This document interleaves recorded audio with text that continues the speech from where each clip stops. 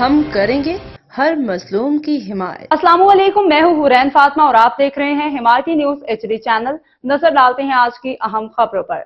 Karachi IG Sindh Ghulam Nabi Memon सुबह सवेरे Malir jail पहुंच गए। Karachi inspector general of police IG Sindh Ghulam Nabi Memon को जेल हुकाम ने वाक़े से मुतालिक ब्रीफिंग दी।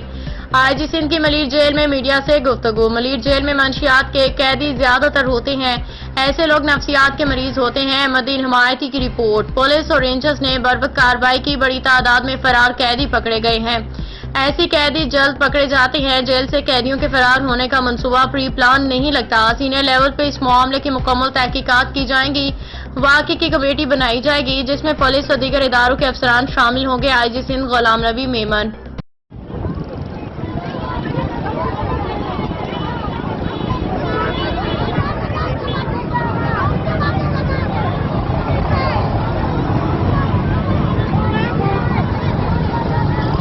खबर रही है हर जगह हर वक्त।